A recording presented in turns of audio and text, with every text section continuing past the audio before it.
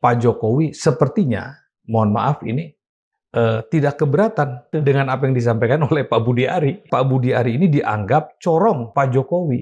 Andai saja Pak Jokowi mengetahui lebih dahulu apa yang akan disampaikan oleh Pak Budi Ari, sebaiknya Pak Jokowi tidak berada di situ. Kalaupun Pak Jokowi menyetujui apa yang akan disampaikan oleh Pak Budi Ari, dia mengatakan, silahkan Anda bicara sendiri tanpa harus ada saya. Tayangan 2 menit 31 detik itu cukup berani Pak Budi Ari men-challenge kekuasaan yang ada sekarang ini dengan pandangan-pandangan naratif berdasarkan insting. Arah pernyataannya Pak Budi Ari ini apa? Apakah mengajak makar, sedang mengagitasi, menggerakkan satu semangat perlawanan, atau juga ingin memperlihatkan bahwa aktor-aktor politik yang beraliansi dengan Projo seperti Pak Jokowi ini masih ingin dianggap memiliki kekuatan atau apa, kan perlu dianalisis. Presiden Prabowo dan tim pemerintahnya tidak perlu ragu-ragu dengan narasi yang kuat yang menyatakan bahwa beliaulah pemimpinnya sekarang. Jadi tidak ada lagi dualisme dalam narasi-narasi politik di publik.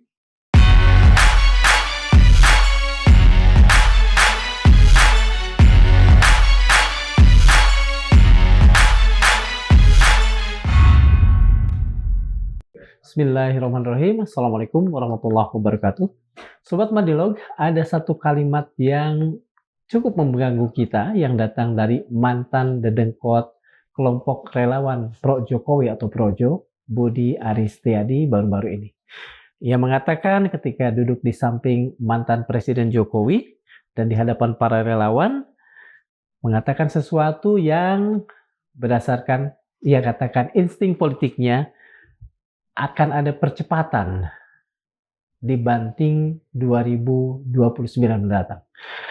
Kalau terjadi percepatan, kemudian dia bertanya kepada relawan, apakah kita siap? Dan itu dijawab oleh para relawan dengan satu pernyataan yang core, yang kompak. Siap. Ada sesuatu yang cukup mengganggu kita, karena bagaimanapun kita tahu, saat ini Presiden terpilih Prabowo Subianto baru menjalani bahkan belum lagi 2 tahun. Apakah apa yang dikemukakan oleh Budi Ari ini sesuatu, katakan, testing the water? Apakah ini juga testing the water juga pada warga kelompoknya? Dan apa implikasinya dari pernyataan ini terhadap politik Indonesia ke depan? Untuk itu, di Madilog kali ini kami mengundang Profesor Dr. Yudi Krisnandi. Kita tahu beliau bukan cuma seorang guru besar ekonomi politik di Universitas Nasional, tetapi beliau juga adalah orang yang mengenal dekat bagaimana kekuasaan bekerja, karena kita tahu beliau adalah mantan seorang menteri. Terima kasih sudah hadir ke Madilog, Prof. Yudi. Terima kasih Kang Darmawan, dengan senang hati. Saya langsung, sebetulnya apakah Prof melihat Pak Prabowo ini akan bisa menyelesaikan kepemimpinan sampai pada 2029, atau sebagaimana insting Budi Ari Setiadi, beliau tidak akan sampai pada tahun itu?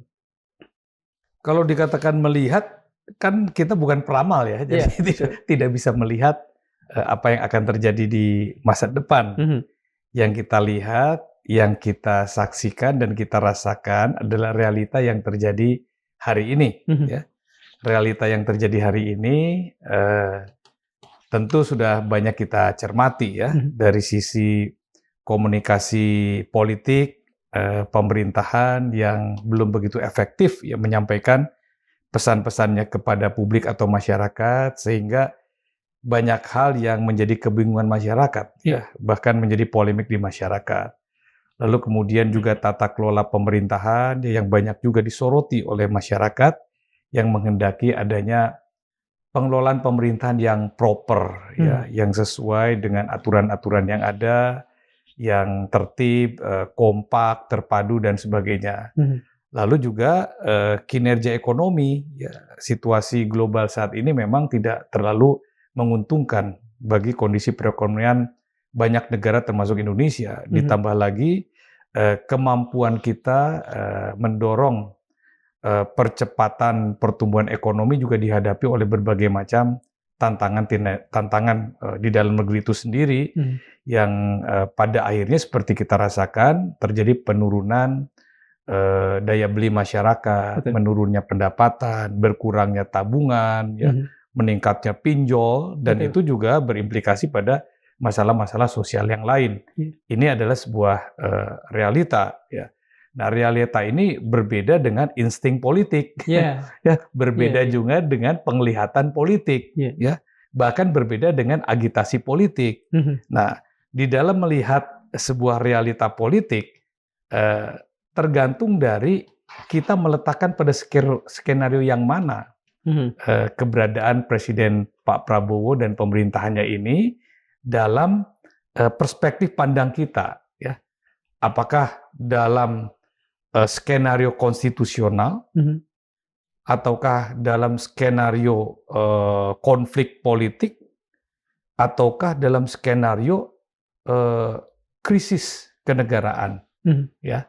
Nah, ini sudut pandang. Nah, saya sendiri sebagai seorang akademisi politik, ya, dan juga sebagai warga negara yang pernah mendapatkan kesempatan dan kehormatan dari negara turut mengelola negara menjadi bagian dari pemerintah, saya melihat bahwa 2029 harus berada dalam sebuah skenario konstitusional. Jadi saya berbeda pandang dengan Pak Budi Ari yang melihat bahwa ini akan ada satu percepatan, ya katakanlah percepatan kekuasaan atau apa mungkin yang dimaksud itu, ya.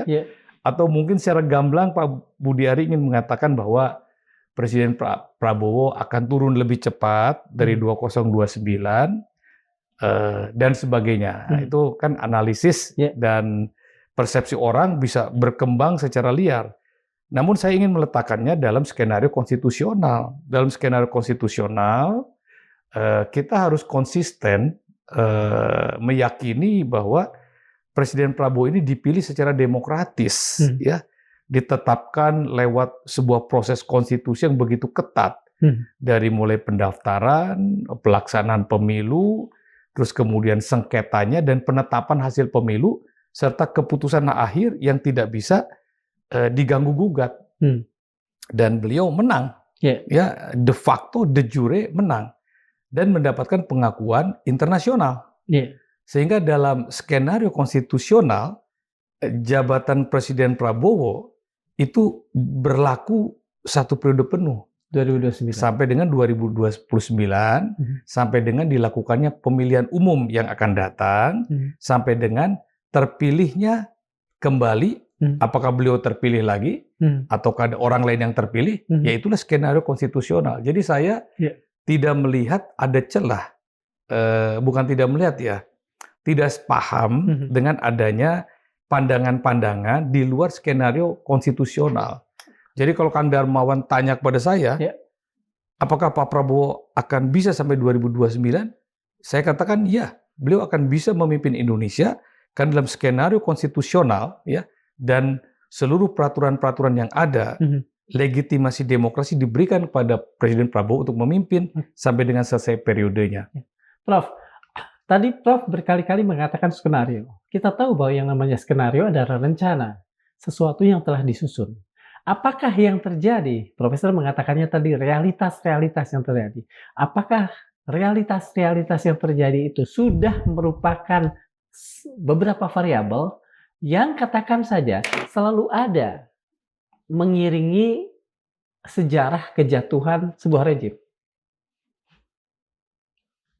Kalau kita lihat sejarah politik Indonesia, ya, dari Presiden Soekarno yang berkuasa kurang lebih 20 tahun, ya, 1945-1965, lalu Presiden Soeharto 32 tahun, 1965-66 sampai 1997-98. Lalu kita juga memperhatikan kekuasaan Presiden Habibie yang kurang lebih 2 tahun, Presiden Gus Dur yang 1 tahun, Ibu Mega menyelesaikan kepemimpinan periode Gus Dur 4 tahun, lalu Pak SBY terpilih 2 kali 10 tahun, Pak Jokowi terpilih kembali 2 kali 10 tahun, dan Pak Presiden Prabowo belum genap 2 tahun. Ya. Kemungkinan up and down kekuasaan itu memang terbuka, ada. Tapi kan itu bukan skenario konstitusi, gitu ya. Itu kan skenario Tuhan. Dan kita sebagai manusia yang berketuhanan kepada Yang Maha Esa tidak boleh mendahului takdir Tuhan. Berandai-andai satu kekuasaan itu dipastikan tidak akan sampai atau akan runtuh, itu kita mengambil kewenangan Tuhan dalam pemahaman saya. Kalau begitu bisakah, tadi juga Profesor pernah menyentilnya ya, apakah yang dilakukan oleh Budi Ari ini adalah apa yang tadi Profesor katakan sebagai sebuah agitasi politik buat relawan di satu sisi, atau ketika itu sudah menyebar buat publik? Kang Darmawan tadi menyinggung bahwa rencana-rencana politik itu bisa dibuat, bisa berhasil, bisa juga gagal. Dan yang membuat rencana-rencana politik itu adalah aktor-aktor politik. Aktor-aktor politik yang memiliki pengaruh ya terhadap massa politik, terhadap institusi politik, maupun terhadap sumber daya politik. Nah, dalam konteks yang disampaikan oleh Pak Budi Ari itu, tentu dia memiliki salah satu unsur dari ketiga hal tersebut. Ya, dia memiliki massa politik. Sebagai aktor politik tentu dia sedang mempengaruhi masa politiknya dan melakukan pembenaran terhadap analisis-analisis yang disampaikan oleh Pak Budi Ari di depan masa politiknya. Jadi yang disampaikan oleh Pak Budi Ari dalam berbagai macam tayangan yang sudah ini bukan rahasia umum lagi. Betul. Dan saya yakin yang menyebarkannya juga salah satu dari relawan yang hadir di situ juga. Jadi menurut saya yang disampaikan itu kan baru analisis, ya, insting, ya. Saya belum melihat adanya satu fakta-fakta, ya, yang memperkuat akan terjadinya ramalan yang disampaikan oleh Pak Budi Ari itu. Nah, saya kembali pada pertanyaan saya, apakah karena itu kita bisa mengatakan bahwa Budi Ari sudah melakukan satu agitasi politik, paling tidak terhadap relawan? Iya. Kalau itu sudah, itu merupakan sebuah fakta ya. Kalau agitasi politik yang dianggap menyerang kepada Presiden Jokowi dulu ya, akan dihadapkan pada konsekuensi.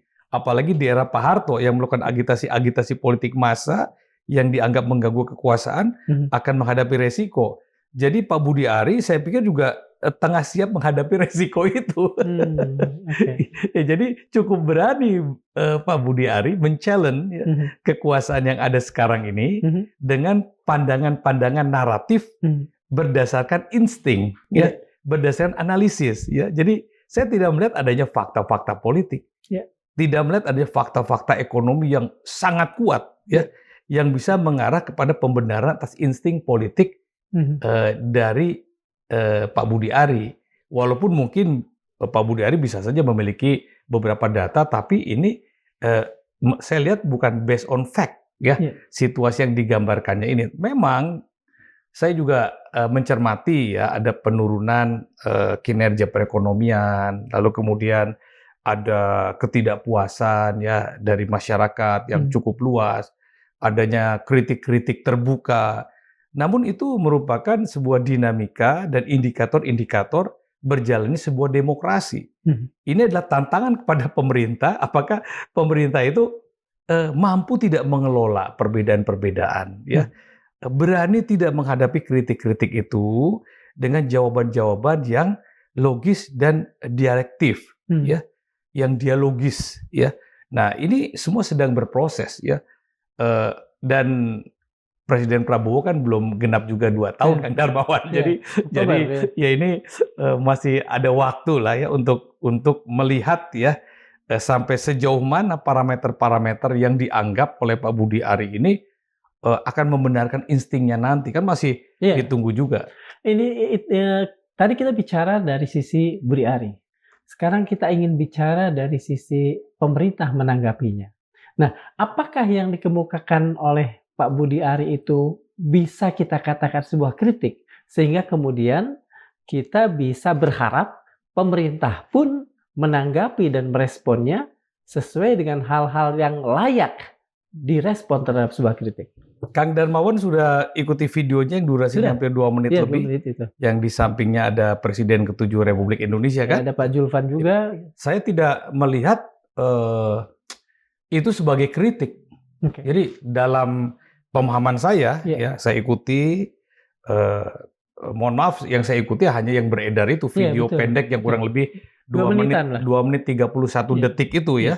Ya, jadi saya tidak melihat secara utuh karena yang saya dapatkan hanya itu dari berbagai macam sumber. Dengan penggalan itu yang saya juga tidak bermaksud menjustifikasi ya, dengan 2 menit itu seolah-olah menjustifikasi benar atau salah juga tidak. Saya hanya menganalisis dari 2 menit itu. tayangan 2 menit 31 detik itu. Iya. Di situ saya tidak melihat adanya kritik. Yang ada adalah Pak Budi Ari menyampaikan pandangan-pandangannya, analisis-analisisnya, menyampaikan instingnya, ya, tentang keadaan politik ya atau ekonomi politik pada hari ini. Ini bisa membuat sebuah apa istilahnya itu patahan sejarah. Patahan sejarah, ya. iya. Tidak sampai 2029.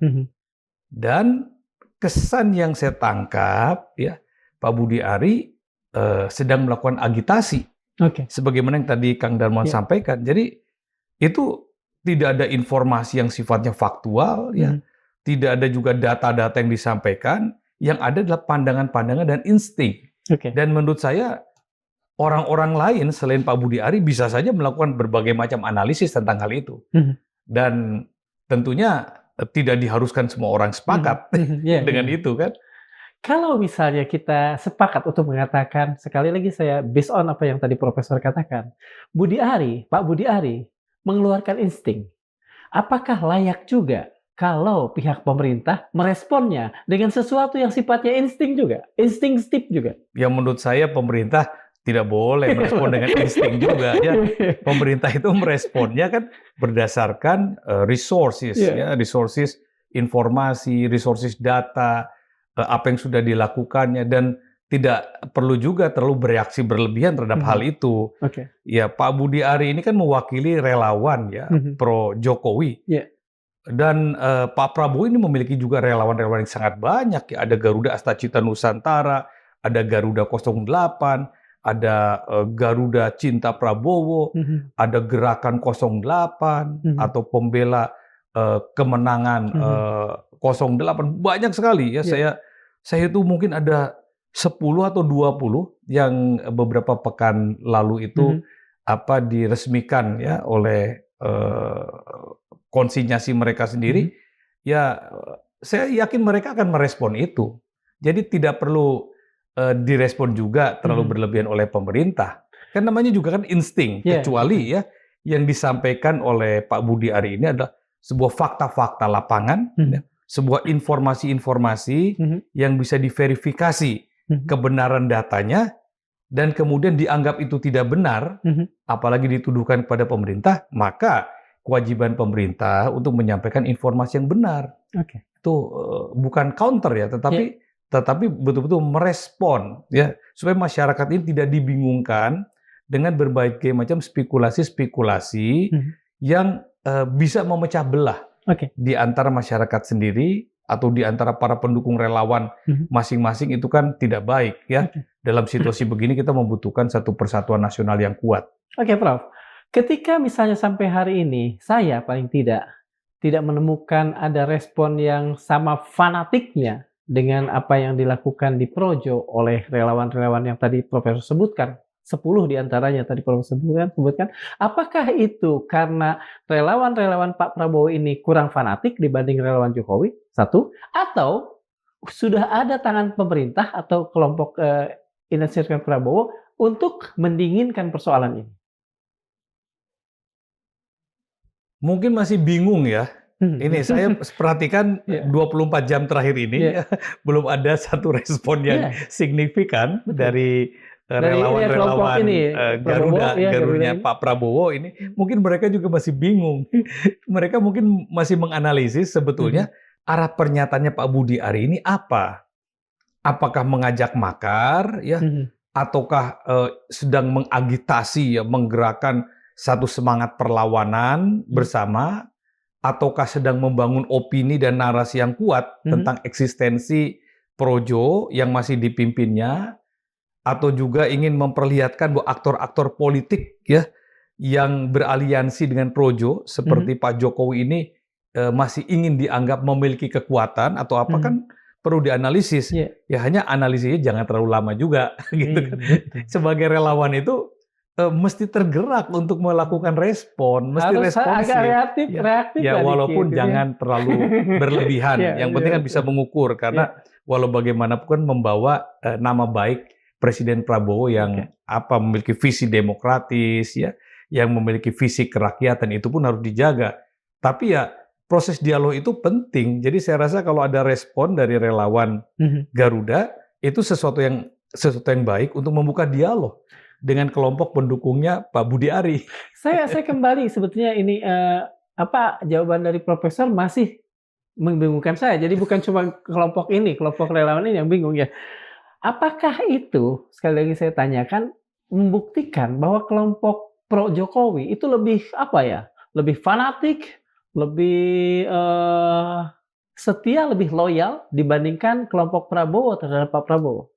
Kalau membandingkan apple to apple ya, antara gerakan-gerakan relawan yang pernah dibentuk oleh Presiden Jokowi, misalnya seperti Projo, ya para pendukung Pak Jokowi, ada Rumah Koalisi Indonesia Hebat, dan sebagainya, dibandingkan dengan relawan-relawan yang beraliansi dan mendukung Pak Prabowo, memang harus diakui bahwa relawan-relawan Jokowi ini cukup militan, ya. Cukup militan, cukup artikulatif, bahkan agresif, ya. Dan tokoh-tokohnya ini berani muncul, istilahnya dalam era sekarang nih pasang badan, Sementara relawan-relawan pendukung Garuda 08 ini relatif low profile. Tapi secara psikologis komunikasi ini mesti kita pahami Kang Darmawan, mereka yang berada pada posisi kekuasaan, pada yang menang, ya mereka tidak boleh terlalu agresif. Karena kalau mereka terlalu agresif, mereka dianggap akan sewenang-wenang atau aji mumpung, menimbulkan kesan simpati yang tidak begitu baik di tengah masyarakat. Nah, sementara lawannya, anggap saja ini kompetitornya ya, relawan-relawan Projo, mereka harus menunjukkan sikap yang agresif ya, yang senantiasa bisa tampil karena mereka tidak berada pada posisi kekuasaan. Harus mencari simpati. Nah, cuma kalau cara mencari simpatinya ini dengan melakukan agitasi-agitasi yang bertendensi ya memecah belah persatuan ya, atau katakanlah menebarkan fitnah, mengadu domba ya, atau mengajak masyarakat untuk melakukan tindakan-tindakan yang tidak sesuai dengan aturan-aturan hukum, ya tentu juga akan ditinggalkan oleh masyarakat kita. Ya. Dalam penilaian Profesor, apa yang terjadi atau setidaknya apa yang dilakukan oleh Budi Ari ini masih cukup bisa dimaklumi atau sebetulnya dia sudah melanggar, katakan saja, koridor, meskipun koridornya belum kita bicarakan? Kalau secara hukum ya, ini masih dalam koridor yang bisa berdalih. Ya, saya belum melihat adanya pelanggaran secara hukum, misalnya ajakan makar, ajakan memberontak, melakukan fitnah, ya terhadap kebenaran, ya menyebarkan berita bohong, belum, karena diawali oleh frame of word, ya ada kerangka pembicaraan bahwa ini merupakan sebuah insting politik. Jadi Kang Darmawan juga bisa punya insting, saya bisa punya insting, yang lain bisa punya insting. Jadi itu tidak ada yang salah, ya berlindung di balik narasi retorika yang secara tidak langsung. Tetapi dalam konsep politik, sebuah perencanaan langkah-langkah politik itu kan ditentukan oleh aktor. Dan kita tidak bisa memungkiri bahwa Pak Budi Ari ini adalah seorang aktor politik, mantan menteri, ketua relawan, penggerak sosial, dan juga punya pengalaman. Beliau juga mengakui kan, punya pengalaman di berbagai macam peristiwa-peristiwa heroik perubahan kebangsaan ini. Jadi dia seorang aktor. Nah, seorang aktor yang menyampaikan seperti itu berarti kan ada sebuah skenario yang sedang dipersiapkan. Ada sebuah pesan yang merupakan satu tanda kutip komando bagi masa pendukungnya. Oke. Nah, jadi dalam pandangan saya secara hukum tidak ada yang salah, ya. Beliau punya hak ya demokratis menyampaikan pandangan, pendapatnya di muka umum secara bertanggung jawab, ya. Namun secara etika, ya, menurut saya ya tentu ini bukan hal yang baik. Dia melanggar etika moralitas yang seharusnya ditunjukkan oleh seorang yang pernah memiliki kesempatan duduk di pemerintahan, berada di dalam satu tim pemerintahan, ya, mendapatkan kesempatan terhormat, ya, menikmati jabatan di dalam pemerintahan, dan juga disampaikan, ya, di samping seorang tokoh yang masih begitu dihormati oleh bangsa ini. Jadi menurut saya ada sesuatu yang tidak seharusnya, ya, atau tidak pantas dilakukan oleh seorang aktor politik yang pernah berkecimpung dalam pemerintahan dan juga merasakan ya penghormatan dari pemerintahan yang berkuasa saat ini. Yeah. Jadi hanya masalah etika saja. Tidak etis lah ya. Ya begitu. Simpelnya begitu. Menurut saya tidak pantas. Yeah. Saya ya, Yeah. tapi orang lain mungkin punya pandangan yang lain, tapi tidak pantas. Prof, begini. Prof bicara soal skenario. Itu adalah katakan sedang membicarakan skenario, tapi ketika di sana ada Pak Jokowi, pertanyaan saya adalah, apakah mungkin Pak Jokowi terlibat dalam tanda kutip skenario ini? Kalau pertanyaan mungkin terlibat atau tidak, harus ada fakta-faktanya. Harus ada informasi yang mendukung bahwa Pak Jokowi terlibat atau tidak. Karena penggalan itu kan 2 menit 31 detik. Okay. Kita tidak tahu apa yang dibicarakan sebelumnya. Kita juga tidak tahu apakah sebelum pertemuan itu ada pertemuan sebelumnya dengan Pak Jokowi, Pak Budi Ari ini.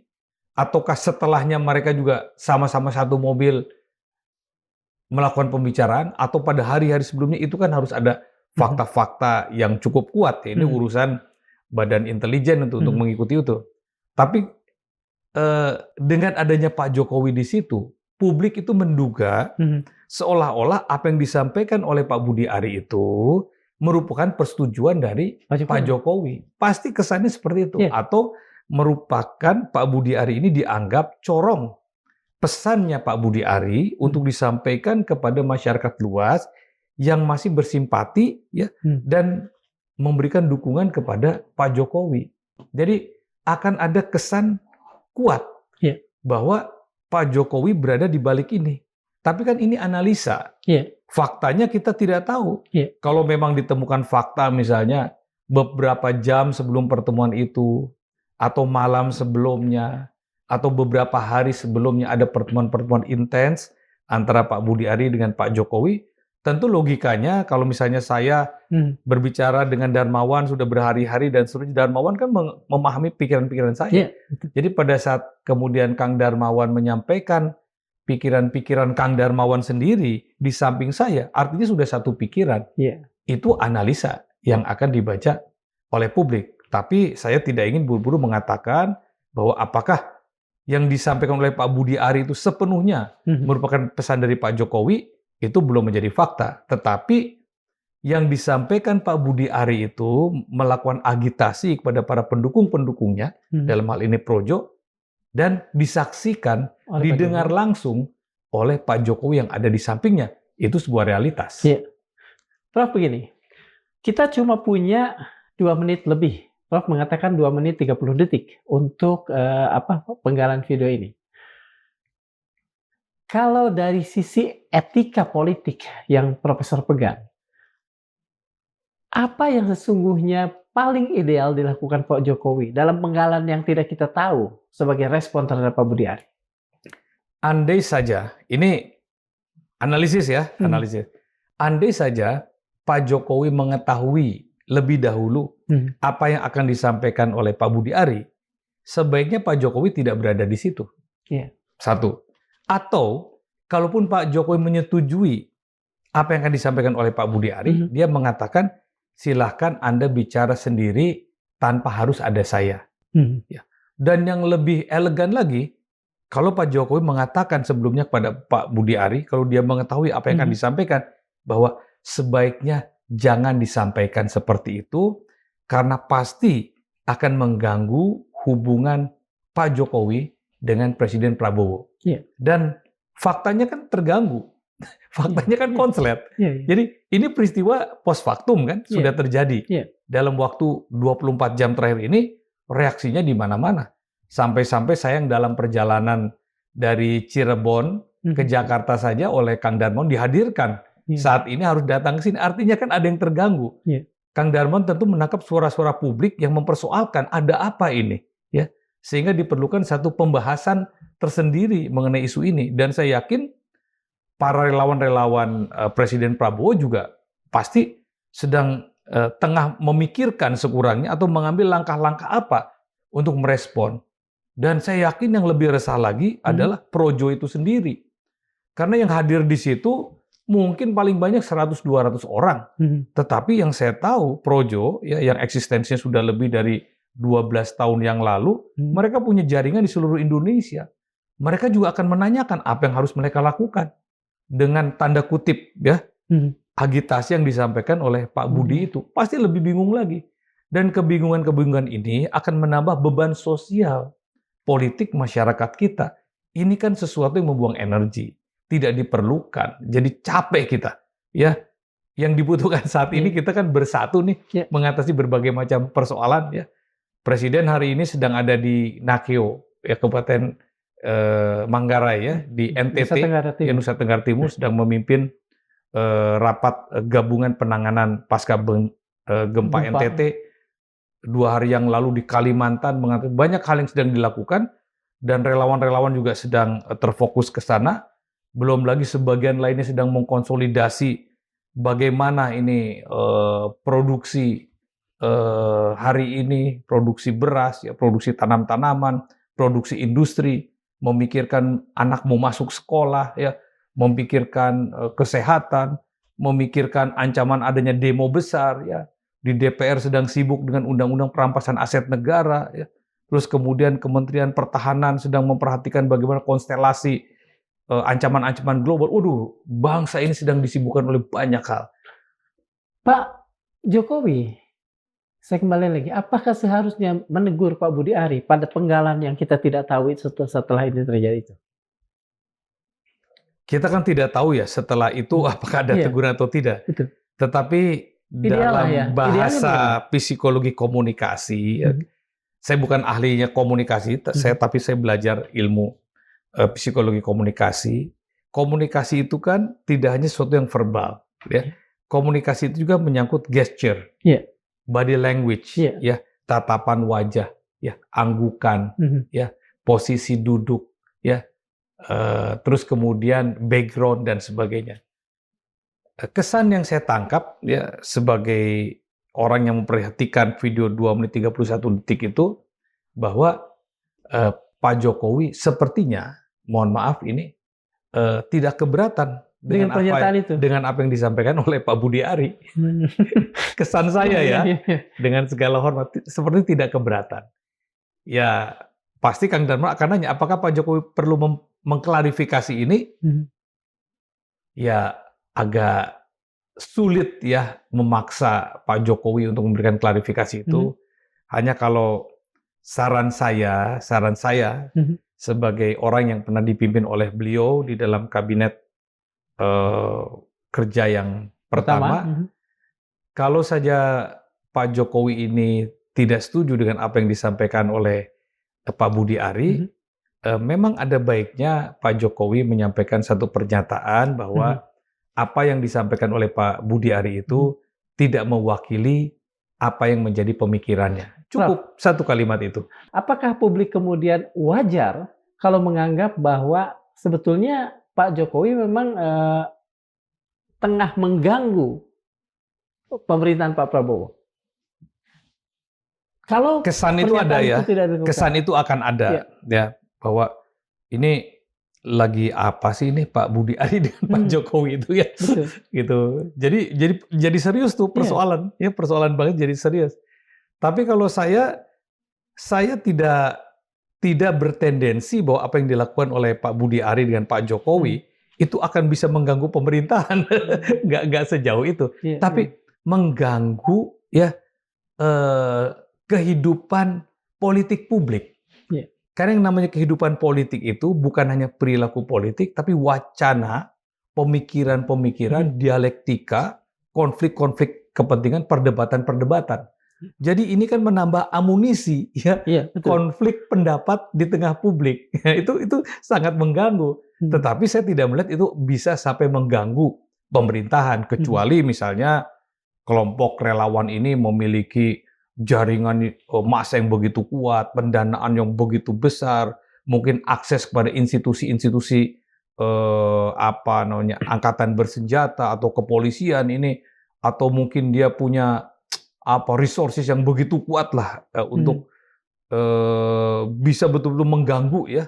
Ada oligarkinya misalnya di situ ya, atau dia punya bank misalnya, atau dia punya orang-orang di pemerintahan, di TNI atau Polri yang pangkatnya hebat-hebat yang mengendalikan komando, bisa saja dia melakukan sabotase dan itu akan mengganggu. Tetapi dalam pandangan saya tidak melihat mereka memiliki potensi yang begitu besar. Karena resources kekuasaan formal sekarang berada di tangan Presiden Prabowo. Jadi aktor utama negara saat ini, ya aktor politik yang paling signifikan ya Presiden Prabowo. Sementara Pak Jokowi ini gini, Kang Darman melihatnya ya, beliau ini presiden yang menjabat 10 tahun. Yeah. Jadi ibarat sebuah katakanlah kendaraan, kan beliau itu di-charge setiap 5 tahun. Charger pertama dipasang 2014 sampai 2019, habis terus di-charge lagi sampai 2024 dan habis baterainya. Selesai. Nah, sementara nggak di-charger lagi. Yang men-chargernya apa? Pemilu dan konstitusi kita. Ya, pengakuan secara demokratis dan legitimasi secara konstitusional. Chargernya sudah habis. Jadi durasi untuk menjalankan kekuasaannya pun sudah habis.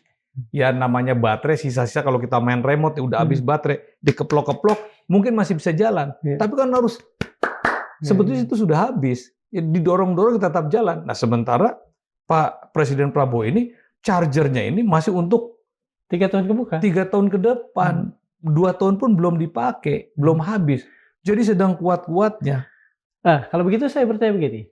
Jadi dalam penilaian Profesor sebetulnya bahwa Jokowi masih kuat, bahwa Solo masih kuat itu sebetulnya hanya mitos. Ya, menurut saya itu hanya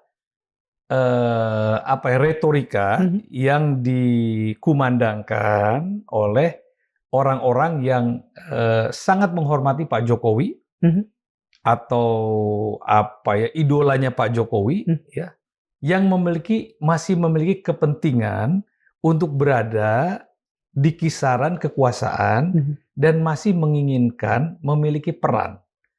Sehingga retorikanya harus begitu.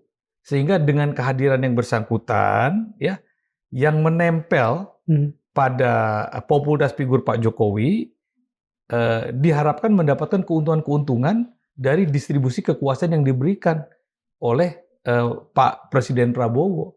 Tapi sebetulnya kalau dalam ilmu politik itu ya aktor yang memiliki legitimasi yang kuat, ya, yang didasarkan atas kekuatan konstitusional, yang dilahirkan melalui sebuah proses yang demokratis, itulah yang paling kuat.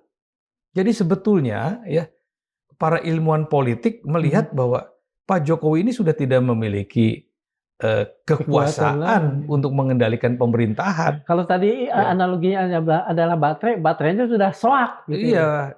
Ya nggak suak banget masih bisa, tapi memang udah susah sekali. Sementara baterai yang baru ini durasinya masih panjang, masih lebih daripada 3 tahun. Jadi dialah yang paling kuat. Sehingga sebetulnya Presiden Prabowo dan tim pemerintahnya tidak perlu ragu-ragu sebetulnya untuk membuka dialog ya dengan narasi yang kuat yang menyatakan bahwa beliaulah pemimpinnya sekarang. Jadi tidak ada lagi dualisme dalam narasi-narasi politik di publik. Apakah itu berarti bahwa sebetulnya Profesor menyarankan agar Prabowo melakukan itu? Menegaskan itu? Kekuasaan tengah berada di tangan saya. Jangan main-main. Ya, saya rasa perlu itu. Perlu ya? Dan beberapa hal kan sudah disampaikan. Misalnya pada saat tanggal 15 Agustus ya di hadapan DPR, dia mengingatkan kepada para jenderal jangan main-main dengan tambang. Ya, saya tidak akan ragu-ragu meminta Kepala Kepolisian Republik Indonesia, Panglima TNI untuk mengusut tuntas jenderal-jenderal yang berada di belakang tambang-tambang ilegal. Itu kan pernyataan yang belum pernah dengar dari presiden-presiden sebelumnya menghadapi kasus mengenai kerusakan lingkungan, penambangan liar, dan sebagainya, hilangnya kekayaan negara, pajak yang tidak dibayarkan. Bahkan dalam kebakaran hutan di Kalimantan, Karhutla dengan tegas Presiden mengatakan perusahaan-perusahaan besar yang memang terbukti terlibat di dalam pembakaran hutan akan dicabut izinnya. Dan dia mengingatkan pada aparat-aparat di lapangan, khususnya kepolisian Republik Indonesia, TNI atau aparat lainnya, ini jangan main-main, jangan main mata. Itu kan sudah warning. Dan warning-warning semacam ini perlu ditegaskan kembali. Namun tentunya tidak berhenti pada perintah-perintah. Tapi actionnya pun ditunggu. Jadi misalnya seperti kebakaran hutan, itu Pangdam kan tahu itu wilayahnya, Kapolda itu kan tahu wilayahnya, Kapolres itu kan tahu wilayahnya. Kalau mereka tidak bisa memadamkan, mereka tidak bisa menindak, misalnya, berhentikan mereka.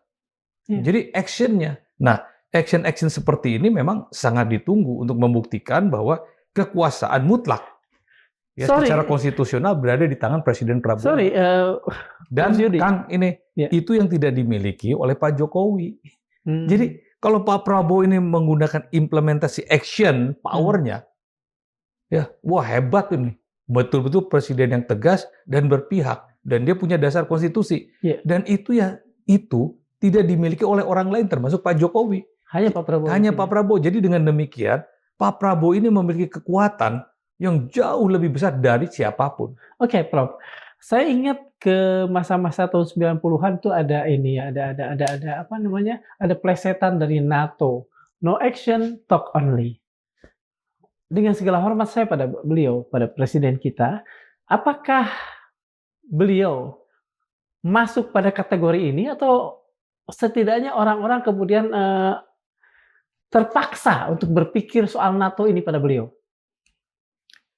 Begini ya, banyak orang yang masih menganggap, umumnya masyarakat Kang Darmawan kan mesti tahu peta antropologis bangsa Indonesia ini. Ya. Yang sarjana seperti kita itu kan nggak nyampe 20%. Ya. Yang mengenyam pendidikan tinggi, jabatan perguruan tinggi, doktor, profesor itu lebih kecil lagi. Yang terbesar itu mereka yang masih membutuhkan pendidikan yang lebih baik lagi. Itu jumlahnya 70% sekian. Sehingga cara berpikirnya itu cukup pragmatis, ya, kurang sistemis, kurang analisis, apalagi menjangkau hal yang sifatnya strategis. Mereka masih belum dapat membedakan, mengelaborasi apakah Pak Prabowo ini seorang Prabowo ya yang menyampaikannya sebagai calon presiden atau seorang Prabowo yang sudah jadi presiden. Ya. Jadi orang masih berpikiran bahwa melihat Pak Prabowo sekarang ini masih seperti calon presiden dengan berbagai macam ide-idenya yang sedemikian rupa yang sangat mudah disampaikan oleh siapa saja, termasuk oleh kita. Ingin ini, akan ini, ingin ini, ingin dan sebagainya. Tetapi realitanya ketika seseorang menjadi presiden, dia dihadapkan pada berbagai macam constraint, pada aturan-aturan, pada birokrasi, ya. Pada kekuasaan-kekuasaan yang terbagi. Ternyata kan kekuasaan tidak sepenuhnya di tangan presiden. Ada legislatif, ada yudikatif, ya, dan juga ada pengaruh-pengaruh lain. Ada stakeholder yang lebih luas, ada kepentingan internasional, ada permainan oligarki, ada hegemoni elit, dan ternyata presiden tidak bisa memutuskan dengan leluasa sendiri. Nah, inilah kemudian yang membuat orang berpikir, ini NATO nih. Dulu ngomongnya begini, kenyataannya begini. Padahal sebetulnya bukan NATO. Mungkin di dalam diri Presiden Prabowo itu dia ingin segera memperbaiki itu, ya. Tapi realitanya ternyata tidak mudah. Oleh karena itu, maka hal yang perlu dilakukan oleh Presiden Prabowo adalah melakukan perbaikan terhadap tata kelola pemerintahan.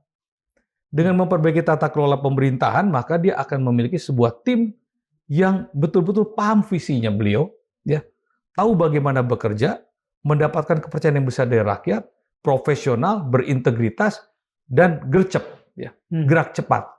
Nah, jadi memang walaupun pada akhirnya ini kembali lagi pada Presiden Prabowo, tetapi ya kita ini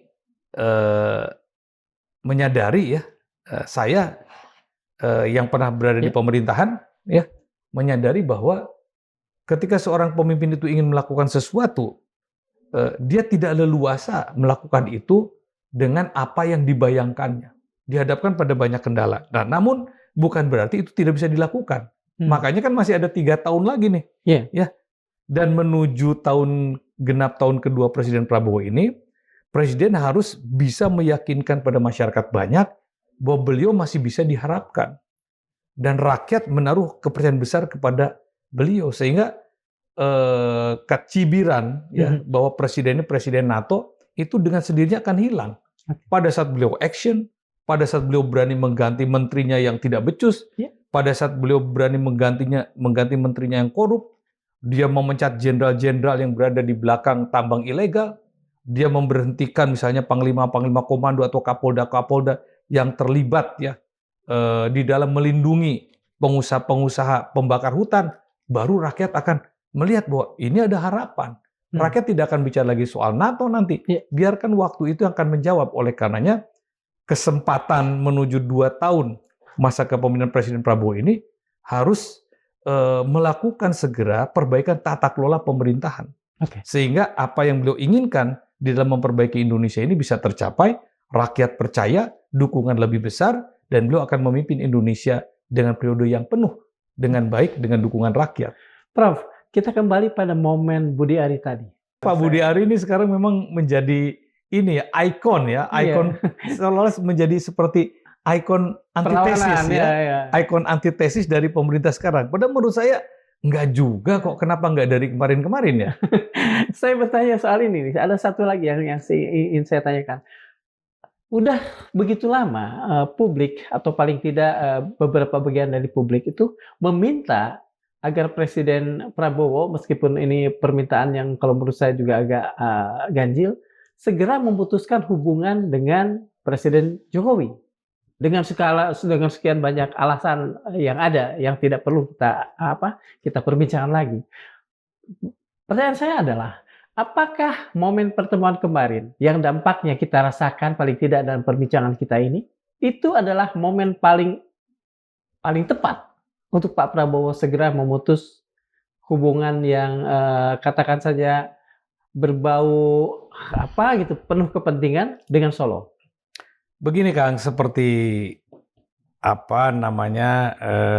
tadi kita cerita soal baterai tadi ya. Baterai itu kan kalau udah di-charge, waktunya 5 tahun atau 10 tahun itu sudah selesai, kan masih ada sisa sedikit tuh, nyala. Tapi lama-lama kan dia akan redup.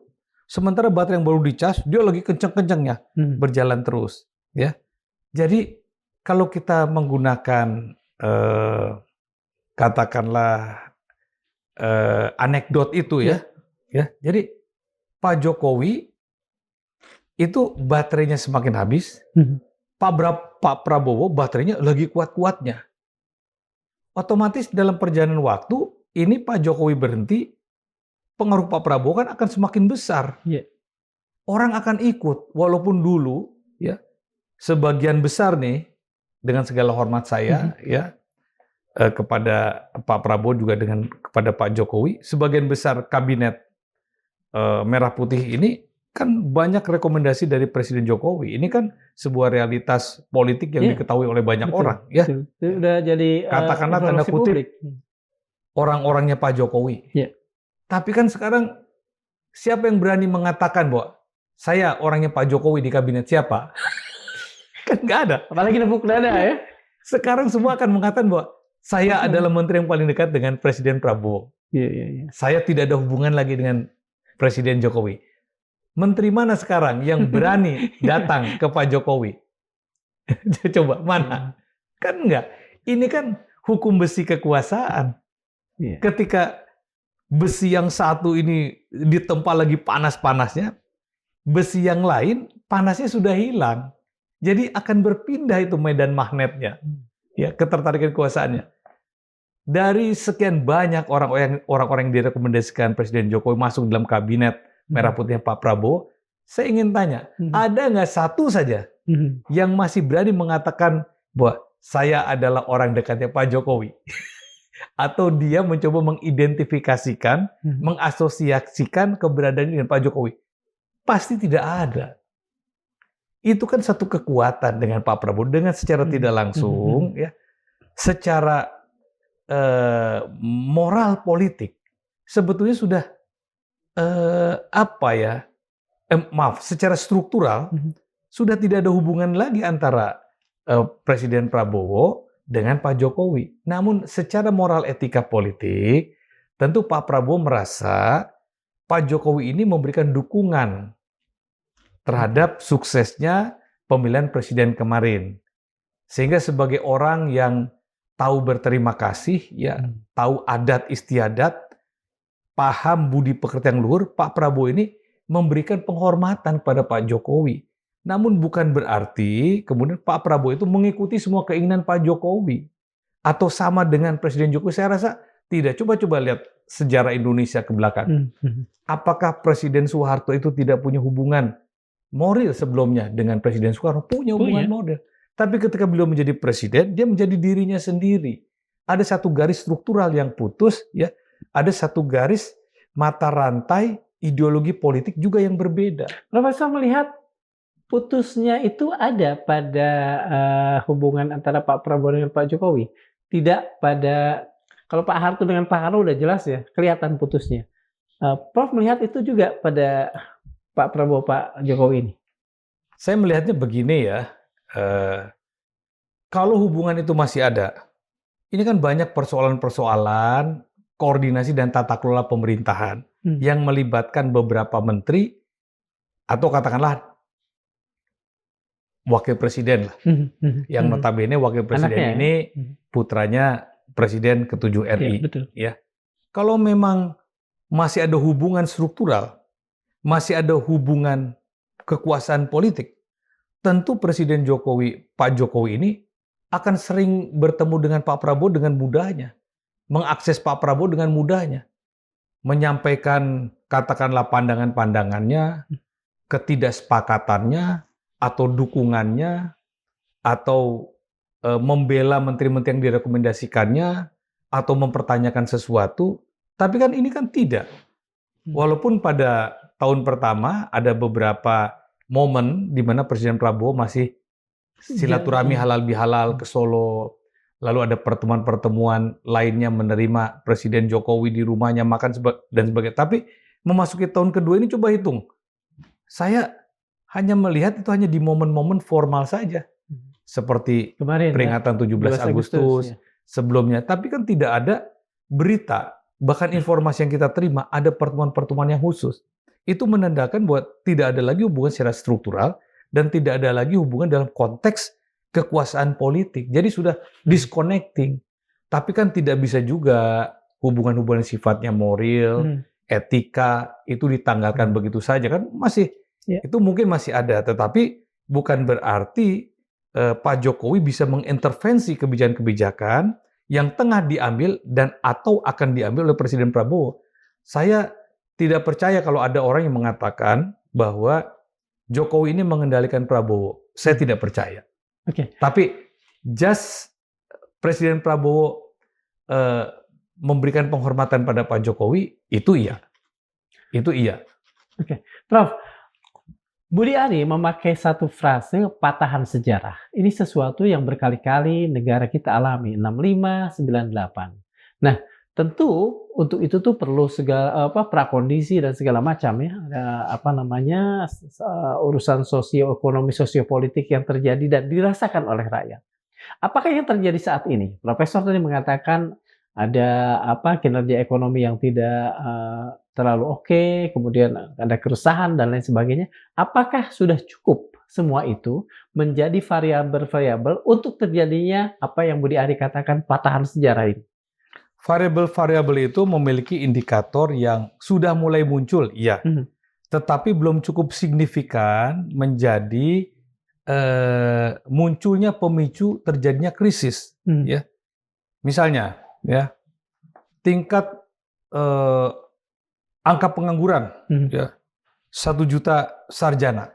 Itu kan satu indikator bahwa mesin ekonomi ini perlu bekerja dengan baik nih, untuk menyerap sarjana-sarjana baru yang terdidik. Ya. Namun kan pemerintah juga tidak tinggal diam merespon ini.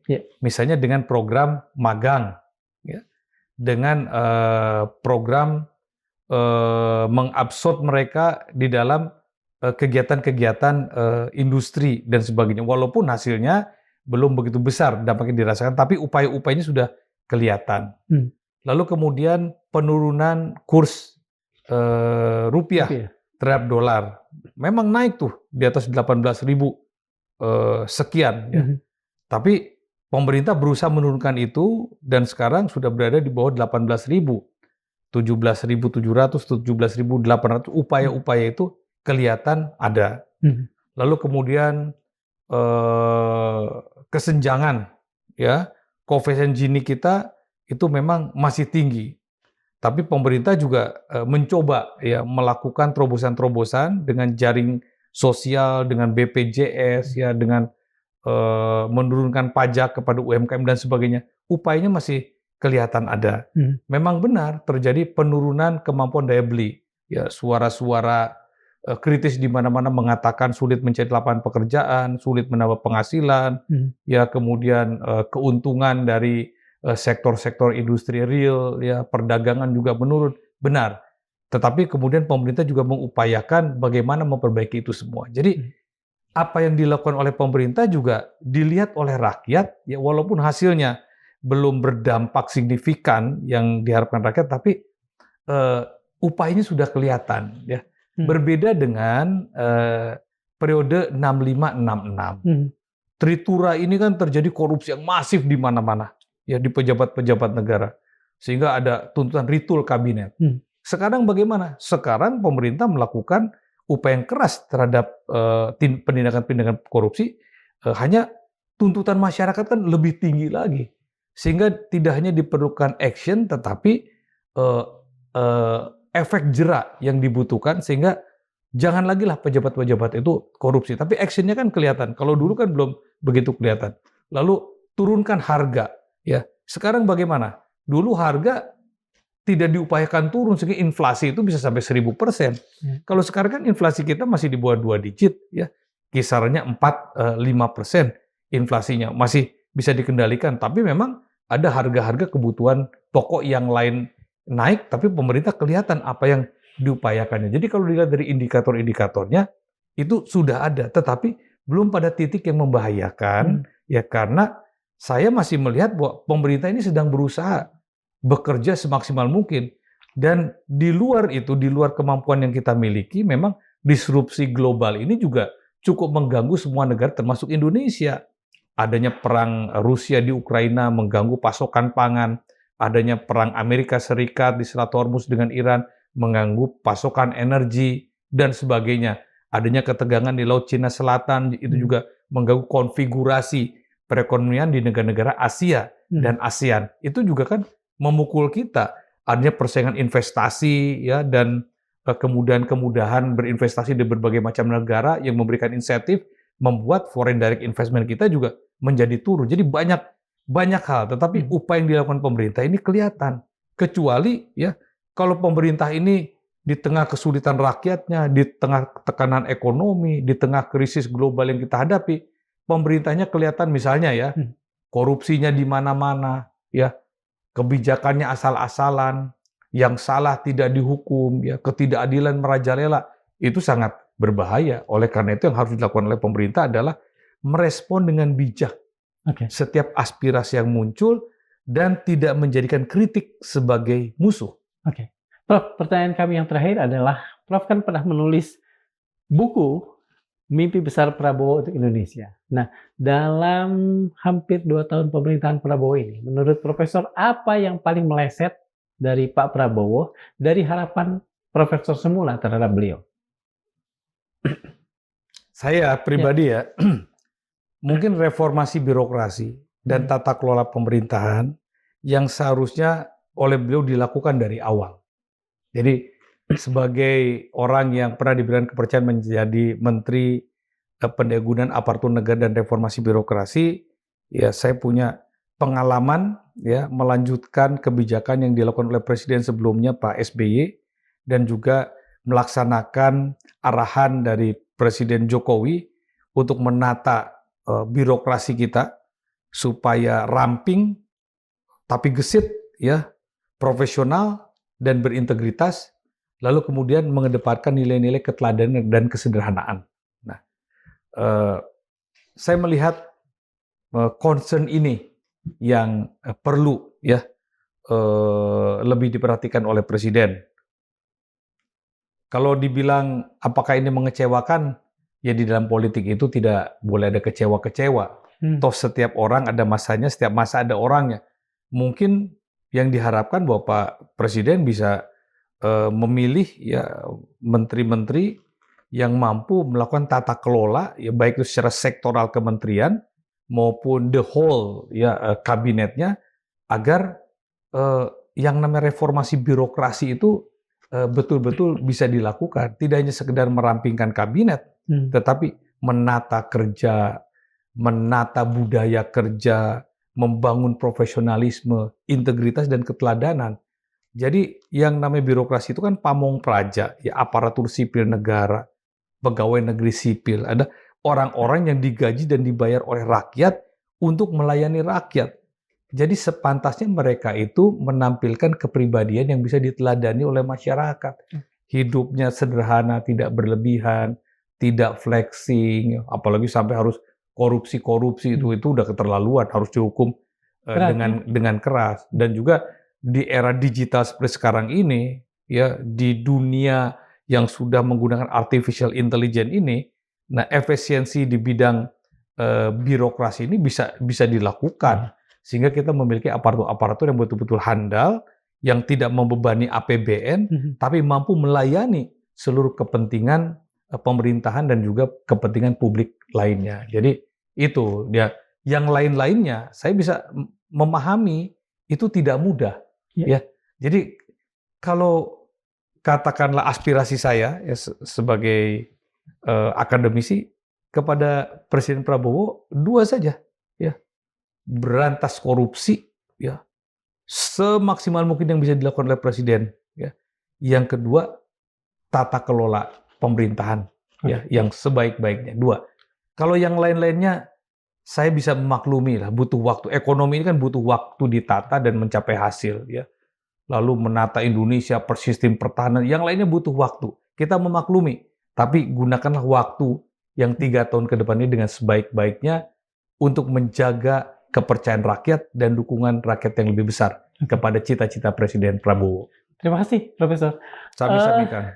Sobat Madilog, kekuasaan jarang runtuh karena satu demonstrasi, satu video viral, atau satu survei yang buruk. Ia mulai berbahaya ketika rakyat kehilangan kepercayaan, elit kehilangan kesetiaan, dan penguasa terlambat membaca keduanya. Alexis de Tocqueville pernah mengingatkan, saat paling berbahaya bagi sebuah pemerintahan justru sering datang ketika ia mulai berusaha memperbaiki keadaan. Sebab harapan yang dibangunkan tetapi gagal dipenuhi mudah berubah menjadi kemarahan.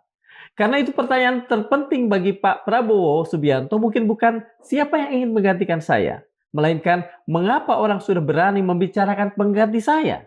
Budi Ari boleh keliru, Gibran mungkin hanya menunggu 2029. Jokowi mungkin benar-benar tidak sedang merancang apa-apa. Tetapi politik mengajarkan pergantian kekuasaan seringkali bermula bukan dari istana, melainkan dari bisik-bisik yang perlahan yang berubah menjadi keyakinan. Dan di atas semua perhitungan manusia itu, Al-Quran mengingatkan dalam Ali Imran ayat 26.